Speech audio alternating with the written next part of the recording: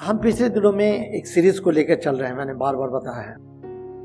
तो 2 हमने पहले वाचकों को देख लिया और मैं बार बार उसको दोहरा रहा हूँ। इसलिए दोहरा रहा हूँ ताकि हम उसको समझ सकें और कुछ लोग जब नए आते हैं तो भी जान सकें, या जो नहीं रहे पिछले दिनों में मिस किया तो समझ सकें।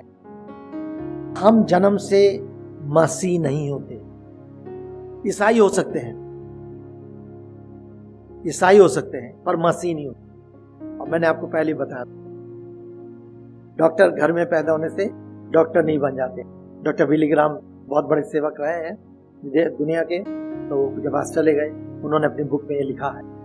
हाँ, डॉक्टर के घर में पैदा होने से डॉक्टर बन सकता है, लेकिन एक प्रक्रिया में से होके जाना पड़ता है। एक प्रक्रिया जिसको होके जाना होता है, जो परीक्षण है, जो सारी चीजें आप जानते हैं। ठीक मसीह जीवन भी यही है। मसीह जब हम बनते हैं तो विश्वास के द्वारा मसीह बनते हैं। हम पापी हैं, सबने पाप किया, सब परमेश्वर की महिमा से है, सब पापी। मैं उदाहरण पहले दे चुका हूं कुछ, अब दोबारा नहीं दोहराऊंगा। लेकिन जब बड़े होते हैं, होश में आते हैं, परमेश्वर के वचन को सुनते हैं, कानों से हम सुनते हैं परमेश्वर के वचन को, मस्तिष्क से हम समझते हैं परमेश्वर के वचन को, हृदय से हम ग्रहण करते हैं परमेश्वर के वचन को, मुंह से हम अंगीकार करते हैं, कन्फेस जिसको कह रहे हैं, अंगीकार करते हैं परमेश्वर के वचन को, और अपने जीवन के द्वारा हम प्रदर्शित करते हैं। तो जब हम ग्रहण करते हैं तो मुंह से अंगीकार करते समय करना वो बपतिस्मे के द्वारा करते हैं कि जब हमने विश्वास कर लिया, पापों की क्षमा का हमें अनुभव हो गया, हमने अपने पाप को पापी समझा, परमेश्वर क्षमा मांगी उस प्रभु के कार्य के लिए जो उसने मेरे और आपके लिए क्रूस पर पूरा किया, मनुष्य बनकर आ गया, मारा गया, गाड़ा गया, तीसरे दिन जी उठा। और उस पर जब हम विश्वास करते हैं तो उस विश्वास के द्वारा उसके बाद हम साक्षी देते हैं कि बपतिस्मे की साक्षी है, और वो मुंह से अंगीकार होना, और तब फिर हम जीवन में प्रदर्शित करते हैं, उस सहभागिता में हम बढ़ते चले जाते हैं। बहुत कुछ है। सो ये प्रक्रिया। और जब हम बपतिस्मा लेने के बाद कलीसिया में जुड़ते हैं, तो मैंने बताया था एक विश्वव्यापी कलीसिया, एक स्थानीय कलीसिया, और हमें एक स्थानीय कलीसिया के स्थानीय परिवार के अंग बन जाते हैं, उसमें परिवार में जुड़ जाते हैं। तो जुड़ते समय हम कुछ प्रतिज्ञा लेते, कुछ वाचा बांधते हैं, और ये बहुत जरूरी है। और कई लोग इस पर गंभीर नहीं होते, कई लोग इसमें गंभीर नहीं होते। चर्च केवल 3 काम के लिए नहीं है। मैं इंग्लिश में अक्सर बोलता हूं, हैचिंग, मैचिंग, डिस्पैचिंग। जब बच्चा पैदा हो गया, मैं उसको बपतिस्मा दे दिया, हैच कर दिया। जब बड़ा हो गया तो मैच कर दिया, शादी कर दी। जब मर गया तो उसको दफना दिया, डिस्पैच कर दिया। चर्च इसलिए नहीं। परमेश्वर का कलीसिया परमेश्वर का परिवार है, परमेश्वर परिवार, और हमें इसकी महत्वता को समझना है। और वाचा लेते समय में हम उन्हीं बातों को स्मरण करके वाचा बांधते हैं कि आज से मैं इस कलीसिया में प्रभु के साथ जुड़ा हूं, कलीसिया में। तो जो लोग नए लोग आ रहे हैं, आप विश्वास कर रहे हैं और विश्वास में बढ़ रहे हैं, आपको भी बात कर सुना है। हम मेहनत कर रहे हैं, परिश्रम कर रहे हैं, इसलिए ताकि आप आत्मिक जीवन में आगे बढ़ सकें। ये कलीसिया, ये परिवार आत्मिक जीवन में मजबूत होकर दृढ़ हो सके। और ये आपके अंदर रुचि होनी चाहिए, आपके अंदर समर्पण होना चाहिए, आपके अंदर इच्छा होनी चाहिए। यदि आपने प्रभु यीशु मसीह को पाया और यदि आप प्रभु यीशु मसीह के पीछे चलने तैयार हैं, तो पूरे समर्पण कर। ये धर्म का पालन करना नहीं है, या कुछ रीति विधियों का पालन नहीं करना है। ये प्रभु यीशु के साथ संबंध जोड़ करके अनंत काल के जीवन के लिए अपने संबंध को बनाना है, और इसको समझना है। ये जो संबंध है मसीह परिवार में, ये अनंत काल का संबंध परमेश्वर साथ और परमेश्वर के लोगों के साथ है। बाइबल इस बात को स्पष्ट बताती है। तो पिछली बार जब हम इसको देख रहे थे, तो हम शायद संभवतः तीसरे में आए थे, और तीसरे में मैंने कुछ बातों को आपको शेयर करा था। चौथी वाचा, इस वर्तमान युग में जब तक हम अपने महान पिता परमेश्वर एवं उद्धारकर्ता यीशु मसीह के आगमन की धन्य आशा की बाट जोते हैं, जब वो आएगा हमें ले जाएगा, तब तक हम प्रयत्नशील रहेंगे, संयम, खराई एवं भक्ति के साथ जीवन व्यतीत करेंगे। हम इस कलीसिया की सुसमाचारी सेवा को, हम सुसमाचार पर विश्वास करते हैं। ज़ाहिर चर्च सुसमाचार पर शुरू से आधारित रहा है, संपन्नता भी आधारित नहीं रहा। सच्चे सुसमाचार को जो प्रभु के इस वचन बाइबल में पाया था, उस पर हम विश्वास करते हैं, उसको पालन करते हैं और उसका प्रचार करते हैं, उसको सिखाते हैं। और ये हम सबके लिए है। सुसमाचार सेवा को हम प्रोत्साहन करने के द्वारा रक्षा करेंगे। क्या मतलब है रक्षा करने? संसार में बहुत सारे सुसमाचार हैं, बहुत सारे संपन्नता के सुसमाचार, और जब हम सामने आते हैं तो हमें उन सुसमाचार को समझना है। गांव देहातों में जब हम जाते हैं, गांव देहातों में, और हम देखते हैं प्रभु किस तरह से काम करा, तो वहां पर अक्सर परमेश्वर के वचन को तोड़ मड़ोड़ कर रखा जाता है। प्रभु का वचन हमें प्रभु की सामर्थ्य के बारे में सिखाता है।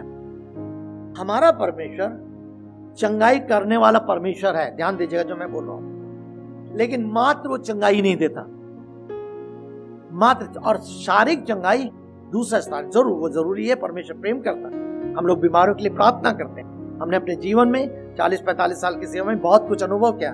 दुष्ट आत्माओं के लिए प्रार्थना करी, उनको निकाले जाने के लिए प्रार्थना करी है, बहुत कुछ किया। प्रभु ने सिखाया है, दिखाया हमें 40-42 साल, और हम उस पर विश्वास। लेकिन सबसे बड़ी बात यह है, हम क्या विश्वास करते हैं कि मनुष्य संसार की सारी वस्तु को प्राप्त करे, चाहे वो स्वास्थ्य हो, चाहे वो धन हो, चाहे वो नाम हो, चाहे वो सम्मान हो, चाहे कुछ भी प्राप्त, लेकिन अगर अपने प्राणों की हानि उठाए तो उसे क्या लाभ? अर्थात मनुष्य की सबसे प्राथमिक आवश्यकता मात्र चंगाई नहीं। हाँ, एक चीज मैं समझाना चाहता हूं, बीमारी आ सकती है, लेकिन एक विश्वासी के जीवन में अगर उसका जीवन प्रभु के प्रति समर्पित है और उसके जीवन में प्रभु वास करता है, तो दुष्ट आत्मा उसको परेशान नहीं करती। शारीरिक दुर्बलता आती है, शारीरिक दुर्बलता पाप के कारण है। जब तक है कोई ना कोई बीमारी हर एक के जीवन में लगी रहती है, पर उसकी भी चंगाई, प्रभु ने उसकी चंगाई के लिए प्रार्थना का साधन दिया है, प्रार्थना हम करते हैं, और उपचार का साधन दिया, उपचार भी हम करते हैं। सो प्रार्थना हमारी प्राथमिकता है, परमेश्वर पर निर्भरता हमारी प्राथमिकता है, ये हमारी। और अगर हमने प्रभु यीशु मसीह पर विश्वास किया, अपने पापों की क्षमा मांगी है, और हमें निश्चय कि प्रभु यीशु मसीह ने हमारे पापों को क्षमा किया, तब हमारा जीवन अब एक समर्पण के साथ प्रभु के साथ चलने वाला होता है, प्रभु के साथ चलना। और यही कलीसिया की वाचा का तरीका है। तो जब हम वाचा बांधते हैं तो हम उसको उसके साथ, तो क्या ना, हम सुसमाचार की सेवा को क्या करेंगे, हम उसको प्रोत्साहित करेंगे और उसकी रक्षा करेंगे। कैसे? अर्थात झूठे सुसमाचार का हम सामना करेंगे, चाहे वो संपन्नता का सामना, यीशु मसीह पर विश्वास कर लो, तुम्हें ये हो जाएगा, ये हो जाएगा, हो जाएगा, नहीं नहीं नहीं, गलत है। परमेश्वर लोगों को केवल धनी बनाने नहीं आए, परमेश्वर लोगों को पाप से छुटकारा देने के लिए आए। सबसे बड़ी आवश्यकता मनुष्य की पाप से छुटकारा, पाप की क्षमा की है। रोटी कपड़ा मकान नहीं है, वो तो बात की बात है। सबसे पहले अगर सब कुछ आपको मिल जाए लेकिन आपकी आत्मा फिर भी नरक में जा रही है तो बेकार है। और परमेश्वर ने अपने पुत्र को, इकलौते पुत्र को मनुष्य के पापों की क्षमा के लिए, छुड़ौती के लिए भेजा है, ताकि जो कोई उस पर विश्वास करे वो नाश न हो परंतु अनंत जीवन पाए। तो हमारी और आपकी जिम्मेदारी है झूठे सुसमाचार के से उससे साधना करना है तथा उसको बनाए रखें। साथ ही परमेश्वर के वचन का प्रचार, सुसमाचार की विधियां का संचालन। परमेश्वर का वचन कहीं भी हम उसकी के साक्ष्य देने से पीछे नहीं हटेंगे। कहीं भी लोग हमें जानेंगे। और मैं अक्सर बोलता हूं, हमारी साक्षी शब्दों के द्वारा होती, हमारी साक्षी जीवन के द्वारा, हमारी साक्षी कार्य के द्वारा होती। हम कई बार मुंह से साक्षी नहीं दे पाते, बोलते हैं, लेकिन लोग हमारे काम को देखकर जान जाते हैं, काम को देखकर जान जाते हैं। और हमारे जीवन में आना है, और मुंह से भी साक्षी देने से हमें घबराना नहीं है। ये बताने के लिए हम प्रभु यीशु मसीह के अनुयायी हैं, हमें डरना नहीं, घबराना नहीं है। तो मैं देख रहा है, कह रहा है कि हम इसको कहेंगे सुसमाचार की विधियों का संचालन। सुसमाचार की विधियां क्या है? दो मुख्य विधियां हैं। जब हम वाचा बांध रहे हैं तो इस बात में ले रहे हैं क्या? दो मुख्य विधियां, बपतिस्मा एवं प्रभु भोज। बपतिस्मा मैंने कहा कि अंगीकार करना है। फिर से मैं बोल रहा हूं, हम कानों से परमेश्वर के वचन को सुनते हैं। बाइबल कहती है, रोमियो उसका 10:17 पद, और विश्वास सुनने से, सुनना मसीह के वचन से होता है। तो हम कानों से परमेश्वर के वचन को सुनते हैं, मसीह से परमेश्वर के वचन को समझते हैं, हृदय से परमेश्वर के वचन को ग्रहण करते हैं और मुंह से उसका अंगीकार करते हैं। तो जब बपतिस्मा लेते हैं, हम खड़े होते हैं पानी में, तो हम कहते हैं मैं प्रभु यीशु मसीह के लिए, मैंने उसको स्वीकार किया है, अब मैं पाप के लिए मर गया। और जब हम इस बात की साक्षी देते हैं तब हमें डुबाया जाता है। उस बात का एक पापी व्यक्ति, मृतक व्यक्ति को दफनाया था, दफनाए गए। रोमियो उसके 6 अध्याय पहले पद से लेकर के 4 पद तक पूरा इस पर वर्णन है। और जब हम खड़े होते हैं तो इस बात का प्रतीक है, अब मैं नए जीवन के लिए खड़ा हुआ और मैं नए जीवन की चाल चलूंगा। तो बपतिस्मा वो कह रहा है, बपतिस्मा एवं प्रभु भोज, ये दो विधियां प्रभु भोज।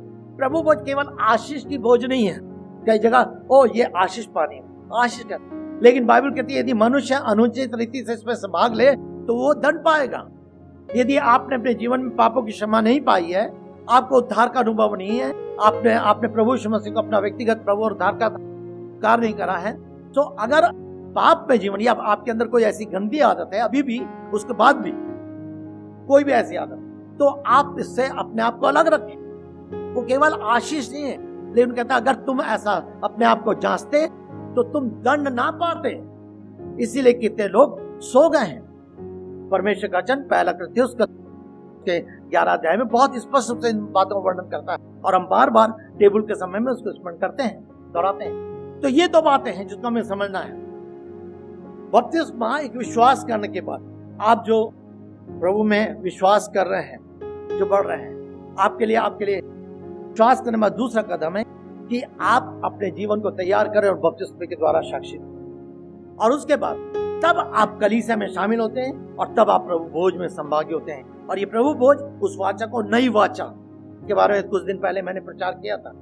ये नई वाचा जो प्रभु ने यिर्मयाह उसके 31 अध्याय में पहले ही बता दिया कि मैं तुम्हारे साथ एक नई वाचा बांध, वो पत्थर से या किसी चीज से नहीं, वो तुम्हारे हृदय में लिखी जाएगी, तुम्हारे हृदय में। और वो नई वाचा में होकर के प्रभु यीशु मसीह संसार में आए, उस नई वाचा में होकर प्रभु यीशु मसीह ने अपने आप को क्रूस पर बलिदान किया। उस नई वाचा को पूरा करने के लिए उस प्रभु यीशु मसीह ने वो पवित्र लहू बहाया, अपनी देह को तोड़ जाने दिया।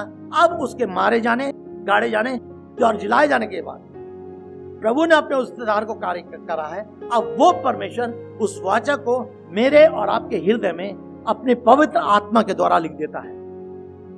अर्थात पवित्र आत्मा मेरे और आपके जीवन को जागृत कर देती है, पाप के प्रति कायल करती है, सचेत करती है, परमेश्वर के वचन को स्मरण दिलाती है। ये पत्थर की पट्टियों पे नहीं है। पत्थर की पट्टियां तो टूट गई, पत्थर की पट्टियां तो समाप्त हो गई, सब कुछ समाप्त हो गया। लेकिन अब परमेश्वर ने अपने इकलौते पुत्र, परमेश्वर ने पवित्र आत्मा दिया, परमेश्वर अपने वचन को दिया। इसके द्वारा वो मेरे और आपके जीवन में, हृदय में, मन मस्तिष्क में उस वाचा को लिखता है। तो जब हम प्रभु भोज में आ जाते हैं तो हम उसकी वाचा को स्मरण करते हैं, उस नई वाचा को। देखो ये मेरी नई वाचा का कटोरा है। नई वाचा, पुरानी वाचा बीत गई। जो पुरानी वाचा मनुष्य के छुटकारे के लिए काफी नहीं थी, उस वाचा के द्वारा, इसीलिए प्रभु यीशु मसीह ने कहा मैं वाचा को, उस सारी वाचा को लोप करने नहीं आया हूं, लेकिन पूरा करने आया हूं। और इसीलिए प्रभु यीशु मसीह ने क्रूस में कहा था पूरा हुआ, सब कुछ, अर्थात बलिदान का कार्य पूरा हुआ। वो कार्य जो मनुष्य करना चाहता था, जिससे उसको छुटकारा नहीं मिल सकता था, वो सब कुछ नहीं करता, लेकिन प्रभु ने उसको पूरा किया। सो ये हमें समझना है, और तब हम आगे बढ़ते हैं। और तब इस तरीके से करते हुए, जैसे मैंने कहा, हम उसमें आगे बढ़ते चले जाते हैं। और तब आगे वो कहता है कि बपतिस्मा और प्रभु भोज एवं कलीसिया अनुशासन का किया जाना इत्यादि समर्थन करेंगे। कलीसिया अनुशासन मत्ती 16, 17, 18 3 अध्याय, लेकिन 18 अध्याय में उस अनुशासन का वर्णन है। अब जब परमेश्वर हमारे लिए कर दिया, तो ये विधियों का संचालन जो है, बपतिस्मा, प्रभु भोज, कलीसिया अनुशासन का किया जाना, हम इसका समर्थन करेंगे, हम इसके साथ होंगे, हम इसको स्वीकार करेंगे, इसका विद्रोह नहीं करेंगे, इसका विरोध नहीं करेंगे। कुछ लोग कहते हैं अरे लाल लाल ये ना लहू, गाय का लहू पिलाते, गलत है ना। अरे ये ऐसा करते हैं कि देख और रोटी और मांस खिलाते हैं, नहीं, गलत है। वो तो एक प्रतीक है, इसमें कोई जादू नहीं है, या इसमें जादू नहीं होता। इसके द्वारा जो अगर जादू मानते हो, गलत मानते हो। परमेश्वर ने सबसे उत्तम काम ये किया है कि अपने लोगों के लिए उसने एक ऐसा स्मारक बना दिया जो प्रभु भोज है। कहीं भी कुछ विश्वासी लोग पेड़ के नीचे, गांव में, खेते में, कहीं भी करके कर सकते हैं। अगर मान लीजिए प्रभु कहता मेरा स्मारक वहां पर है, यरूशलेम में, इजराइल में, और तुम अगर वहां जाओगे तभी तुम्हें दर्शन मिलेगा तुम्हें, तो हम में से कितने होते नहीं जा सकते, नहीं जा सकते, हम नहीं जा सकते। लेकिन प्रभु का धन्यवाद, प्रभु जानता था कि जहां पर प्रभु के लहू के द्वारा छुड़ाए गए लोग, उस पर वचन पर विश्वास करने द्वारा जिन्होंने नहीं पाए, 4, 5, 10 लोग इकट्ठा होंगे। और आज कितनी जगह ऐसा है। सो परमेश्वर धन्यवाद हो। तो कह रहा है कि हम उसका और अनुशासन करेंगे। जब हम इस बात आते हैं तब आगे चल करके, तब इसी में आगे क्या वो कहता है, प्रभु भोज, कलीसिया अनुशासन का, तब हम वाचा बांधते हैं। इसके आगे हम वाचा बांधते हैं कलीसिया की सेवा एवं खर्च हेतु तथा गरीबों की सहायता हेतु एवं समस्त स्थानों में सुसमाचार के प्रसार हेतु आनंद पूर्वक उदारता के साथ तथा नियमित रीति से एवं सच्चाई से विश्वास युक्ता के साथ अपना धन देंगे। ये बहुत जरूरी है और थोड़ी देर अकेले आज मैं इस पर ठहरना चाहता हूँ। ये एक ऐसा विषय है जिसको हम बहुत लंबे बहुत तरीके से समझ सकते हैं, लेकिन फिर भी परमेश्वर का वचन बाइबल में करीब 3000 से ज्यादा ऐसे रेफरेंसेस हैं जो परमेश्वर का वचन लोगों को देने के बारे में सिखाता है। परमेश्वर का स्थान एक सिद्धांत है। परमेश्वर ने जगत से ऐसा प्रेम किया कि उसने अपने इकलौते पुत्र को दे दिया। पहले उसने दे दिया। और जो आज हमने स्थल पढ़ा था, पहला कृत्यों, दूसरा कृत्यों उसका क्या नाम से 8 अध्याय, उसका 9 अध्याय, समय नहीं था कि हम पूरा उसमें जाएं। दोनों अध्याय एक ऐसे अध्याय है। फिलिपियोस का 4 अध्याय, कई सारे ऐसे अध्याय, लूकास का 16 अध्याय, जहां बार बार लूकास 16 अध्याय में प्रभु यीशु मसीह स्वयं शिक्षा देते हैं। बार बार गिविंग के बारे में, देने के बारे में सिखाया गया है। और हमको कलीसिया को सीखना है। कलीसिया, परमेश्वर मुझे और आपको रोटी कपड़ा देता है, रहने के लिए छत देता है। चाहे कितने, प्रभु का धन्यवाद हो, कोरोना में कितने लोग परेशान थे, लेकिन प्रभु ने फिर भी अपने लोगों की रक्षा की है। परमेश्वर ऊपर नहीं से देता, लेकिन परमेश्वर हमारे कार्य पे, हमारे परिश्रम पर आशीष देता है। और ये हमें समझना, इस बात को हमें समझना है। जब हम इस बात में और आगे बढ़ते हैं तो ये सच है। वो क्या कह रहा है, शब्दों का ध्यान रखिए। कह रहा हम कलीसिया की सेवा एवं खर्च हेतु तथा गरीबों की सहायता एवं समस्त स्थानों पर सुसमाचार प्रचार। पहली बात, आनंद पूर्वक, उदारता से। हमारा हृदय उदार हो, दबाव से नहीं, बोझ होके नहीं। 5 रुपए 10 रुपए डाल दिए, बहुत बड़ा।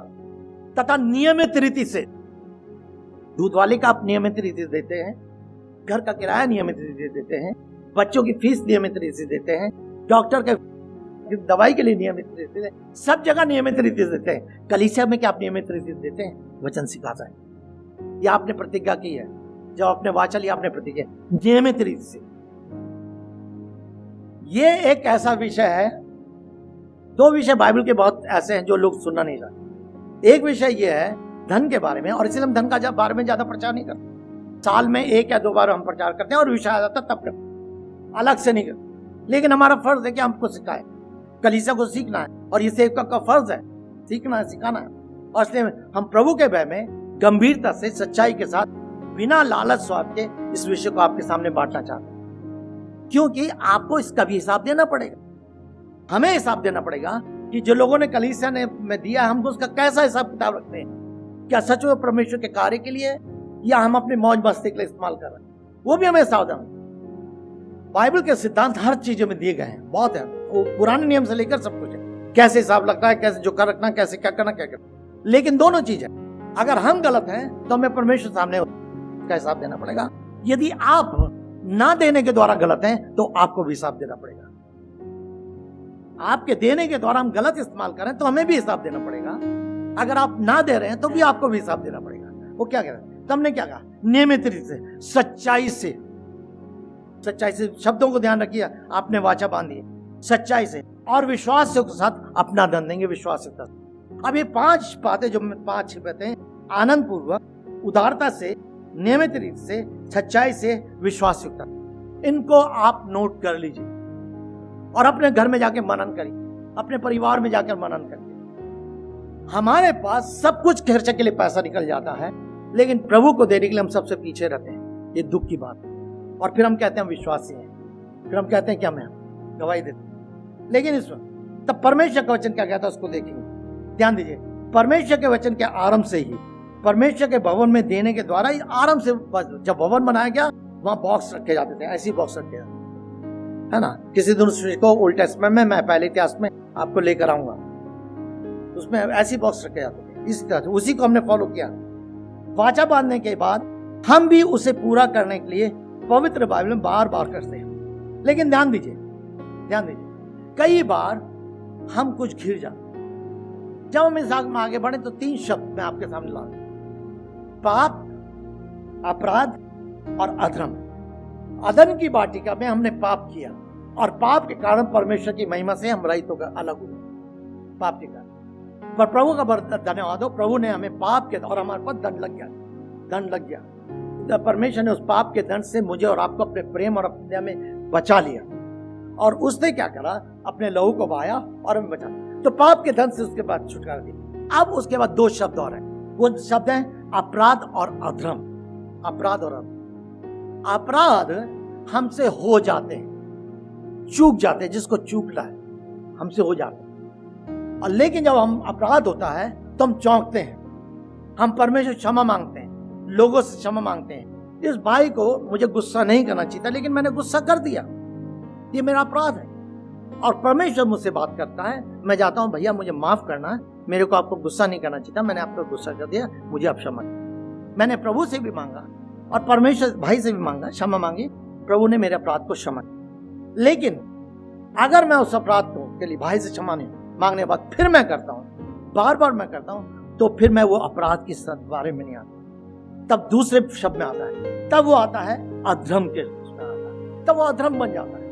अधर्म मतलब ये है कि ये जानते हुए भी गलत है, हम सीख रहे, ध्यान दीजिएगा, ये जानते हुए भी कि गलत है, और फिर भी हम उसको हट्टी बन करके करते चले जा रहे हैं। कान में वचन आ रहा है, लोग सलाह दे रहे हैं, सिखा रहे हैं, सब कुछ हो रहा है, सीख रहे हैं, सुन रहे हैं, बहुत कुछ कर रहे हैं, फिर भी हम हट्टी बन, जब हट्टी बनकर कोई चीज काम करते रहते हैं हम, वो हमारे जीवन में वो अधर्म होता है। और परमेश्वर, अगर आप समय है नहीं है, लेकिन घर में जाकर के भजन संहिता 103 को पढ़ेंगे, भजन संहिता 51 को पढ़ेंगे, भजन संहिता 32 को पढ़ेंगे, वहां पर दाऊद बहुत ही स्पष्ट रूप से इन सारे शब्दों का इस्तेमाल करता है। तो जो बात को जानना कि गलत है, फिर भी मैं उसको करता चला जा रहा हूं, करता चला जा रहा हूं, वो हट्टीपन है, वो अधर्म। परमेश्वर उसका लेखा ले, परमेश्वर उसका लेखा। तो मुझे और आपको तीनों शब्दों पर ध्यान देना। प्रभु धन्यवाद हो, आपने मुझे पाप के दंड से छुटकारा दिया, मैं आपकी स्तुति करता हूं। प्रतिदिन मेरे से जो अपराध होते, प्रभु मैं से क्षमा मांगता हूं, प्रभु के लोगों से क्षमा मांगता हूं, बढ़ते जाओ, दोबारा नहीं करना। सुलेमान कहता है, जो अपने अपराध मान लेता है और उसको छोड़ देता है, उस पर दया की जाएगी। छोड़ देता है, मानना ही नहीं है, लेकिन छोड़ देना। अब मैं बार बार उस भाई के साथ जाके नहीं गुस्सा करूंगा, आज गुस्सा करा, कल फिर गुस्सा करा, आज करूंगा फिर गुस्सा, तो क्या हो गया? नहीं नहीं नहीं, गलत है, फिर मैं दोबारा नहीं करूंगा। मैं सावधान हूं, परमेश्वर सहायता मांगूंगा, परमेश्वर के वचन को लेके चलूंगा, और तब मैं उस तरह से जीवन व्यतीत करूं जो परमेश्वर का वचन कह रहा है। लेकिन अगर मैं जानता हूं ये गलत है, चोरी करना गलत है, झूठ बोलना गलत है, ऐसा करना गलत है, यहां तक कि अपने काम पे भी समय से जाना गलत, नहीं जाना, समय से नहीं पहुंचना गलत है, तब भी अगर मैं फिर भी उसमें रहता तो गलत। सो मुझे और आपको इन तीनों चीज से बचना है। अगर आपने आज तक अपने पापों की क्षमा नहीं पाई, और आपको ये निश्चय नहीं कि आज अगर आप मर जाएं, प्रभु के राज में आप प्रवेश करेंगे, आप परमेश्वर के संतान बन चुके हैं। संतान कब बने हैं? शारीरिक जन्म का समय मैंने पिछली बार बताया था, आत्मिक जन्म का समय कब वो आपका आत्मिक जन्म हुआ, तो आपको आज ही अपने पापों को पश्चाताप करके प्रभु यीशु मसीह को अपना उद्धार करता स्वीकार करना। पहली बात, अगर आप उसके संतान बन चुके हैं, संतान बन चुके हैं, अपने जीवन को आपने उसको समर्पण किया है, तो आप अपराध से बचे रहें। और अगर कोई अपराध आपके जीवन में आता है, उसके लिए आप क्षमा मांगे और उसको छोड़ दो। लेकिन अधर्म में होकर जीवन मत व्यतीत करिए। और कितने लोग अधर्म में होकर जीवन व्यतीत करते हैं, जानते हैं उन्होंने वो गलत हैं, जानते हैं उन्होंने गलत किया है, लेकिन किसी ना किसी मनुष्य के दबाव में, क्या किसी परिस्थिति के कारण, किसी और के, उससे वो निकलने नहीं पाते, और तो वो दबते चले जाते, और उसका प्रतिफल तुरंत नहीं दिखाई देता, बाद में दिखाई। परमेश्वर का वचन गंभीर है, हमें परमेश्वर के वचन का सम्मान करना है, हमें परमेश्वर के वचन का आदर करना है और गंभीरता से उसको लेना है। तो ये कह रहा है, ये चीज हमें देखनी है। अब थोड़ी देर के लिए मैं आपके साथ इस दूसरे कुरिन्थियों में आना चाहूंगा। जब हम दूसरे अध्याय के 8वें 9वें अध्याय को देखते हैं, तो 8वें अध्याय में कुछ बातों को संक्षिप्त में हम देखना चाहेंगे। पौलुस बड़े स्पष्ट रूप से लिख रहा है, पहले पद से मैं पढ़ रहा हूं। हे भाइयों, 2 Corinthians chapter 8 verses from 1। हे भाइयों, अब हम तुम्हें परमेश्वर के उस अनुग्रह के विषय में बताना चाहते हैं जो मैसिडोनिया की कलीसियाओं पर हुआ। मैसिडोनिया कलीसिया बहुत निर्बल कलीसिया थी, धनी नहीं। उन्होंने बहुत संघर्ष अपने जीवन में चाहा, लेकिन उनकी इसकी विशेषता थी कि वो परमेश्वर के लोगों की, परमेश्वर कलीसिया की चिंता बहुत करते थे। और तब वो पौलुस का उदाहरण दे रहा है। वो कह रहा है संकटों की कठिन परीक्षा में उनके अपार आनंद और घोर दरिद्रता में फलस्वरूप उनकी उदारता उमड़ रही। दरिद्रता है, घटी है, कमी है, अभाव है, लेकिन उनके हृदय में आनंद है, आनंद है। ये वो परमेश्वर के आत्मा का। और तो वो कह रहा है उसमें हृदय में फलस्वरूप उनकी उदारता उमड़ती रही। उमड़ना क्या समझते हैं? बढ़ती गई। वो किसी प्रकार से कुड़कुड़ाहट का जीवन नहीं व्यतीत कर रहे थे, किसी प्रकार से दबाव का जीवन नहीं व्यतीत करते। वो आनंदित है। ठीक है प्रभु, अगर तूने मुझे हमें घटी और कमी में रखा है। एक व्यक्ति जब परेशान होता है, जब वो अगर किसी कमी में रहता है, लेकिन कभी में वो ऐसे भाव में पड़ जाता है कि मैं किसी को ये ना दिखाऊं, कोई मुझे ये ना पाए मैं कमी में हूं, तो मैं अपने आप को ऐसा दिखाऊंगा कि मैं बहुत धनवान, बहुत धनवान। और तब मैं ऐसे कदम बढ़ाऊंगा या ऐसे काम करूंगा जिससे लोग मुझे धनी समझे, लेकिन वास्तविकता क्या है? मैं दबता नहीं। जो हमारी वास्तविक स्थिति उसमें हमें जीना है, उसे जीना है।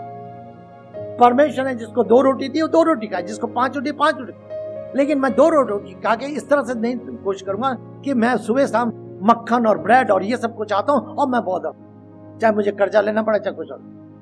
खावे का जीवन हमेशा दब जाता है और वो दिखावे का जीवन बहुत परेशान होता है। अधिकतर वो असंतुष्ट भी हो जाता है, असंतुष्ट हो। पौलुस इस बात को जाकर के फिलिपियोस के 4 अध्याय में, तो जो कुछ भी परमेश्वर प्रति हम करते गए आभारी हैं, धन्यवाद। और उसी में प्रभु ने मकान दिया, स्तुति नहीं दिया कोई बात, बढ़ा दिया ठीक है, ने छोटा दिया बढ़ा दिया, जो कुछ भी है प्रभु का धन्यवाद। हम लिएंगे प्रभु के लिए, हम दूसरे से तुलना नहीं करेंगे, किसी से करेंगे। प्रभु ने मुझको पिछली बार में बताया था, तुम एक दूसरे का भार उठाओ, अपना भार स्वयं उठाओ। उसको गलतियों उसके 5-6 अध्याय में हमने इन 2 पदों को देखा था स्पष्ट। तो यह कह रहा है उसके 10 तब वो क्या कह रहा है? मैं साक्षी देता हूं, पौलुस साक्षी दे रहा है, मैं साक्षी देता हूं कि उन्होंने अपनी शक्ति के अनुसार वरन क्षमता से भी अधिक अपनी इच्छा से दिया। कलीसिया में देने वाले लोग दरिद्र थे, घटी कमी में थे, लेकिन उन्होंने दिया। हमारे बीच में एक परिवार है, मैं नाम नहीं लूंगा, लेकिन मैं उनके बारे में एक बात जानता हूं। बहुत साधारण काम करते हैं, उम्र बहुत ज्यादा होती, लेकिन मैंने इस बात को देखा जिस दिन से उन्होंने कलीसिया की सदस्यता ली, बहुत कठिन परिस्थिति में उनको जीवन व्यतीत करा, लेकिन उनकी उदारता मैंने देखी।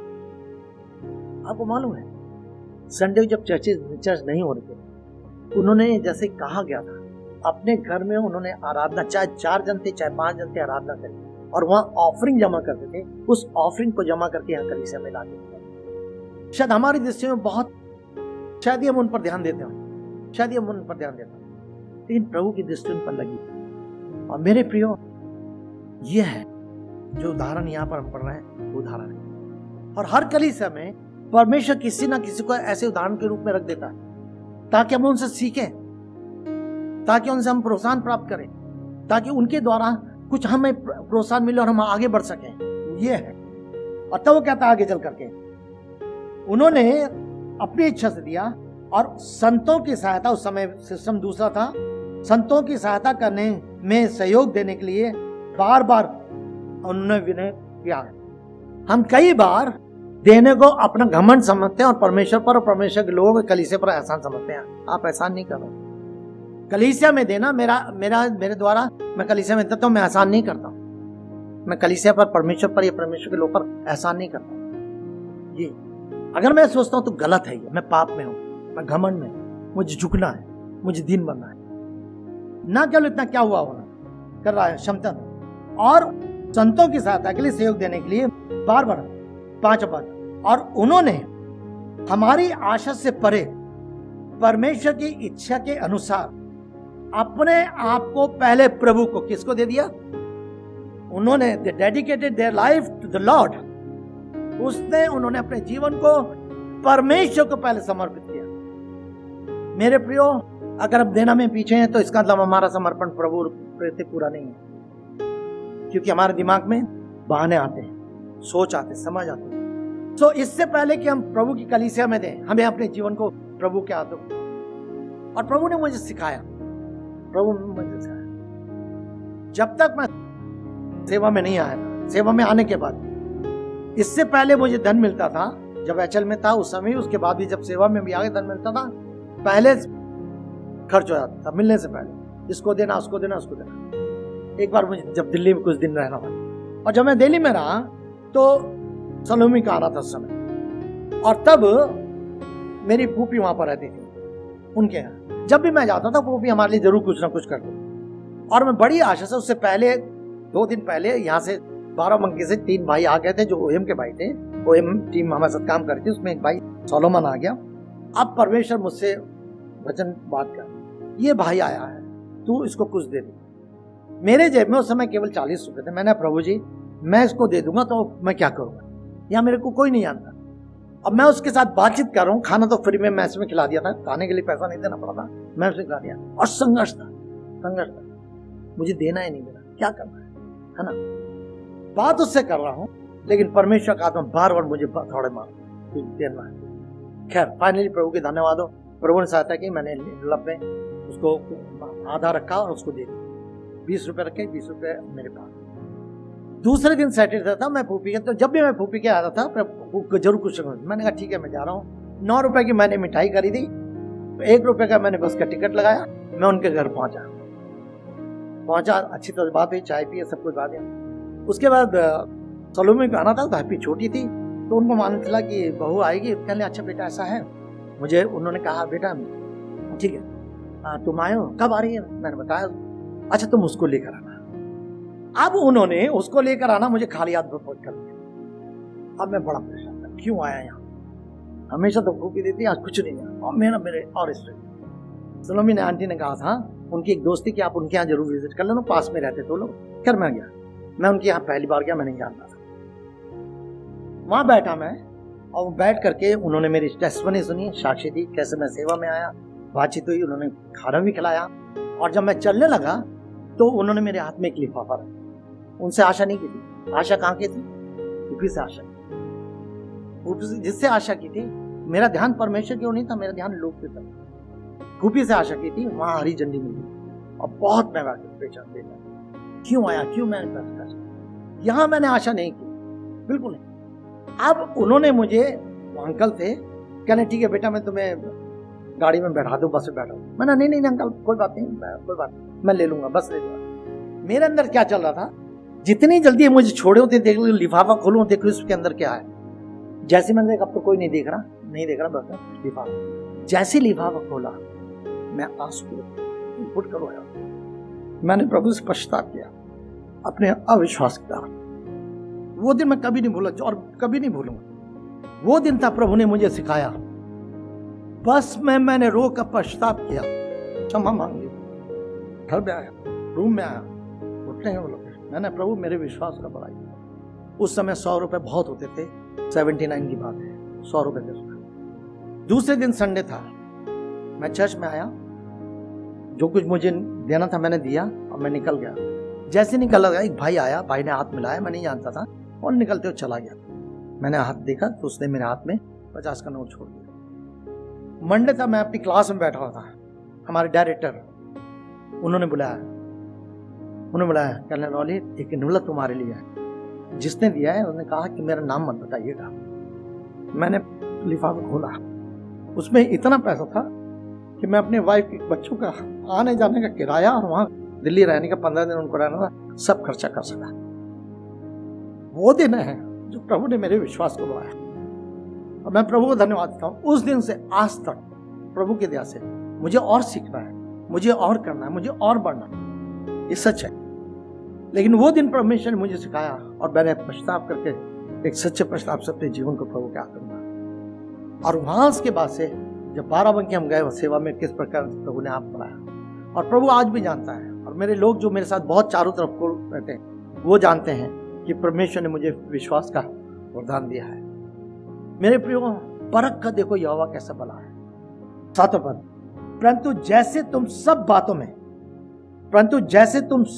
में अर्थात विश्वास पहली चीज, वचन दूसरी चीज, ज्ञान तीसरी चीज, हर प्रकार के उत्साह। चौथी चीज, प्रेम में, वैसे ही अनुग्रह के इस कार्य में भी भरपूर होते जाओ, बढ़ते जाओ। वैसे यह अनुग्रह का कार्य, जब तक परमेश्वर का अनुग्रह मुझ पर और आप पर ना हो, हम परमेश्वर को दे नहीं सकते। जब तक परमेश्वर का अनुग्रह मेरे पर आप पर ना हो, हम उदार नहीं हो सकते। कुछ चीज को इधर उधर बांट देना वो काफी नहीं है, काफी नहीं, उससे संतुष्ट मत होइए। हमसे ज्यादा अन्य जाति लोग हम मेरे और आपसे ज्यादा बांटते हैं, उनसे ज्यादा संतुष्ट मत होइए। परमेश्वर के सिद्धांतों को जानते हुए पहले अपने जीवन को सच्चाई के साथ प्रभु को दे दीजिए। पाप से छुटकारा पा लीजिए, बंधन से छुटकारा पा लीजिए। हम प्रभु में आने के बाद भी बहुत सारे बंधनों में रहते हैं। हमारा ये बंधा रहता है, मस्तिष्क बंधा रहता है, हमारा हृदय बंधा रहता है, हमारी सोच बंधी रहती है, हम आजाद नहीं हो पाते। हमें आजादी चाहिए। मैं ये नहीं कह रहा हूं, मैं माफ कीजिए, मैं ये नहीं कह रहा हूं कि आप 100 रुपए देंगे तो परमेश्वर तो आपको 1000 रुपए देगा। मैं ये नहीं कर रहा। शिक्षा ये है कि हमारा परमेश्वर के साथ ऐसा संबंध हो, हम इस प्रकार से प्रेम में हो, चाहे कठिन परिस्थिति हो, चाहे कैसी स्थिति क्यों ना हो, हम इस देने के द्वारा प्रभु का आदर कर सके, प्रभु का सम्मान कर सके, प्रभु के प्रति अपने प्रेम को प्रदर्शित कर सके, प्रभु के प्रति आज्ञाकारिता को दर्शा सके। ये आज्ञाकारिता है, ये प्रेम का प्रदर्शन है, ये विश्वासयोग्यता का प्रदर्शन है। हम प्रभु के विश्वासयोग्यता को, प्रेम को प्रदर्शित कर सके, ये हमारा जीवन है। परमेश्वर के प्रति कृतज्ञ हुई, धन्यवादित हुई, क्योंकि प्रभु ने आपको पाप से छुड़ाया। पहली बात, परमेश्वर के प्रति कृतज्ञ और धन्यवादित हुई, आभार व्यक्त करिए जो परमेश्वर आपको संभाल रहा है। और जो कुछ भी आप करना चाहते हैं, परमेश्वर के प्रति कृतज्ञता में, धन्यवादित में, उसके विश्वास में होकर के, आज्ञाकारिता में होकर, उसकी अधीनता में होकर, आनंद के साथ। बीमारियां आ सकती है, कठिनाइयां आ सकती है, घटी आ सकती है, चाहे कुछ भी हो मेरे प्रियो, हम ठीक है, हम डॉक्टर को इलाज में देंगे, इलाज कराएंगे, बीमारी खर्च करेंगे, लेकिन प्रभु के उनके हाथ ले हाथ नहीं छोड़ेंगे, टाइट करेंगे। क्यों? उससे बढ़कर प्रभु है, उससे बढ़कर प्रभु निराला है। नियमित रीति से, जैसे महीना शुरू होता है, हमारे पास धन मिलता है, हम प्रभु का सबसे पहले धन्यवाद करते हैं परिवार में। प्रभु आपका धन्यवाद हो, आपने हमें स्वास्थ्य दिया। यदि हमारे पास हाथ ना होते तो क्या हम अपनी रोटी कमा सकते थे? यदि हम स्वस्थ ना रहते, बिस्तर पर रहते, तो क्या हमें ऑफिस से या कहीं से काम मिल सकता था? नहीं। लेकिन प्रभु ने कितनी कृपा की हमारे पास, कितने कृपा। हम कैसे उस कृपा को दर्शाएंगे? कैसे दर्शाएंगे? हमारे सारे खर्चे हो जाते हैं, लेकिन किसी ने कुछ कह दिया कलीसिया के बारे में तो वहीं पर हम क्यों दें? परमेश्वर को देना ये बर्डन नहीं है, ये संबंध है। जिससे आप प्यार करते हैं, आप उसके लिए सब कुछ खर्च करने के तैयार हैं। तो प्रभु सहायता करें, और इसलिए कह रहा जैसे उसमें वैसे इसमें और अधिक बढ़ते चले जाओ, और अधिक बढ़ते चले जाओ। 9वां अध्याय भी बहुत सारी बातों पर, बहुत सारी चीजें जो 8वें 9वें अध्याय में है, लेकिन मैं आगे नहीं बढ़ूंगा। पर अंत में कहना चाहूंगा मेरे प्रियो, परमेश्वर मेरी और आपकी सहायता करें कि हम सचमुच में परमेश्वर के प्रेम को समझ सकें, परमेश्वर के उद्धार को समझ सकें। जो वाचा हम लेते हैं, ये वाचा हम बाध्यता में नहीं लेते, बाध्य होकर भाई हम आपको सदस्य नहीं बनाएंगे अगर आप वाचा नहीं मानो। ना ना ना ना, आप स्वतंत्र हैं, इच्छा से समर्पण है। क्यों आप इस परिवार को चुन रहे हैं? आप कलीसिया को एक अपना घर मान रहे हैं, इसको चुन रहे हैं। मैं इसलिए इस बात को शेयर कर रहा हूं निरंतर रीति से, जैसे मैंने कहा, क्योंकि भाइयों ने मुझसे कहा था, उनका ये सलाह थी, आदेश था या निर्देश, जो कुछ भी कह ले, उनकी तरफ था। दूसरी चीज, जब आप प्रार्थना करें आने वाले दिनों में, कुछ और लोग जो बपतिस्मा तैयार है, कुछ और लोग जो सदस्यता तैयार है, वो और अधिक समझ सके। सुसमाचार हमें यहां तक सीमित नहीं रखता, यहां तक सीमित, और हमारे बहुत बार सुसमाचार यहां बढ़ जाता है और हम वही बोलते रहते हैं, वही बोलते रहते हैं, वही बोलते रहते हैं, वही बोलते रहते हैं। नहीं, सुसमाचार is a life, gospel is a life. वो लाइफ में हमारे होना चाहिए, जीवन में हमारे।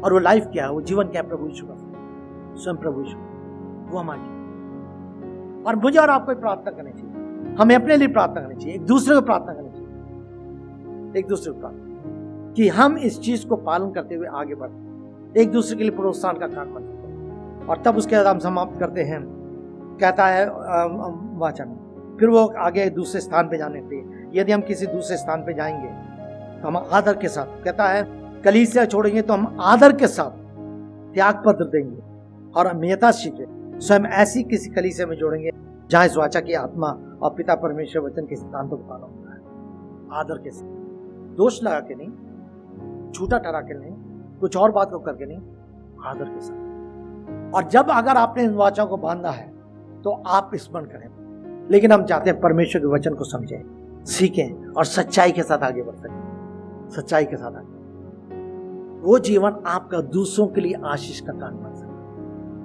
आपके द्वारा दूसरे लोग प्रोत्साहित हो सके। तो वो वचन केवल दिमाग में नहीं है, लेकिन मेरे और आपके जीवन को कर सके, मेरे और आपके जीवन। और हम उसको, और इसीलिए परमेश्वर का वचन कहता है केवल तुम सुनने वाले ही नहीं, लेकिन उस पर चलने वाले। वचन को केवल सुनने वाले ही नहीं, लेकिन वचन पर चलने वाले। और परमेश्वर का आदर जब भी प्रदर्शित होगा जब हम उसको केवल सुनेंगे नहीं, लेकिन उस पर चलेंगे। मेरे प्रिय प्रभु सहायता करें कि हम आने वाले दिन में और अधिक प्रार्थना कर सकें, अपने लिए, अपने परिवार के लिए, अपनी कलीसिया के लिए, एक दूसरे के लिए, ताकि हम उस वचन को और अधिक पालन करते हुए परमेश्वर की महिमा कर सकें। और ये आपका आत्मिक परिवार, ये कलीसिया जिसमें परमेश्वर मुझे और आपको जोड़ा, और अधिक मजबूत हो सके और हम परमेश्वर का आदर कर सकें। आइए हम प्रार्थना करें।